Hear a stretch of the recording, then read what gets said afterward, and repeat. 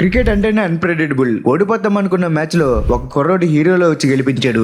మరోవైపు ఐపీఎల్ లో ఎప్పుడు చూడని వింత ఫీల్డ్ సెటప్ తో ఒక యంగ్ కెప్టెన్ అందరినీ షాక్కు గురి చేశాడు. అసలు ములాన్పూర్ లో నిన్న రాత్రి ఏం జరిగింది? శ్రేయస్ అయ్యర్ ఎందుకు అంతలా ఆశ్చర్యపోయాడు? సుమన్ గిల్ ఓటమికి వర్షమే కారణమా? పంజాబ్ వర్సెస్ గుజరాత్ మ్యాచ్ పూర్తి హైలైట్స్ ఈ వీడియోలో చూద్దాం. ముందుగా టాస్ బ్యాటింగ్ కి దిగింది గుజరాత్ టైటన్స్. కెప్టెన్ సుమన్ గిల్ 39 పరుగులతో రాణించగా జోష్ బట్లర్ 38 రన్స్ తో పర్వాలేదనిపించాడు. ఒక దశలో స్కోర్ భారీగా వెళ్లేలా కనిపించిన పంజాబ్ బౌలర్ విజయ్ కుమార్ వైశాఖ్ తన అద్భుతమైన బౌలింగ్ తో గుజరాత్ నడ్డి విడిచాడు. 3 కీలక వికెట్లు తీసి గుజరాత్ ను 162 పరుగులకే కట్టడి చేశాడు.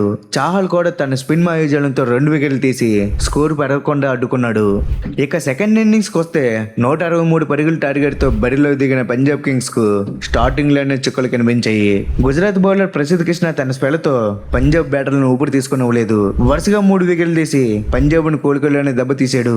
అయితే ఈ మ్యాచ్ లోనే అసలైన twist. Punjab captain Shreyas Iyer batting చేస్తున్నప్పుడు గుజరాత్ కెప్టెన్ సుమన్ గిల్ చేసిన ఒక పని ఇప్పుడు సోషల్ మీడియాలో హాట్ టాపిక్ గా మారింది. సాధారణంగా టెస్ట్ క్రికెట్ లో కనిపించే షార్ట్ లెగ్ ఫీల్డింగ్ ను గిల్ ఏకంగా T20లో పెట్టాడు. అది చూసి బ్యాటింగ్ చేస్తున్న అయ్యర్ ఒక నిమిషం షాక్ అయ్యాడు. మ్యాచ్ ముగిసిన తర్వాత అయ్యర్ మాట్లాడుతూ, నేను ఐపీఎల్ చరిత్రలోనే ఇలాంటి అటాకింగ్ ఫీల్డింగ్ సెటప్ ను ఎప్పుడూ చూడలేదు. గిల్ చేసిన ఆ ప్రయోగం నన్ను నిజంగా ఆశ్చర్యపరిచింది. అతని కెప్టెన్సీ థాట్స్ అమేజింగ్ అంటూ గిల్ పై ప్రశంసల జల్లు కురిపించాడు. వరుసగా వికెట్లు పడిపోతున్నాయి, పంజాబ్ ఓడిపోవడం ఖాయం అనుకున్న టైంలో ఈ ఎంట్రీ ఇచ్చాడు కోపర్ కనాలి. రషీద్ ఖాన్ వంటి వరల్డ్ క్లాస్ బౌలర్ ను కూడా లెక్క చేయకుండా 5 4లు 5 6లతో విడిచికి పడ్డాడు. కేవలం 44 బంతుల్లో 72 పరుగులు చేసి నాట్అవుట్ గా నిలిచి ఓడిపోయే మ్యాచ్ ను గెలిపించాడు. అయ్యర్ అన్నట్టు డ్రెస్సింగ్ రూమ్ లో గాయానికి ఐస్ పెట్టుకున్న లేపే మ్యాచ్ స్వరూపాన్ని మార్చేశాడు ఈ యంగ్ సెన్సేషన్. అయితే ఈ ఓటమికి గిల్ భిన్నంగా స్పందించాడు. తాము ఓడిపోవడానికి వర్షమే కారణమని చెప్పాడు.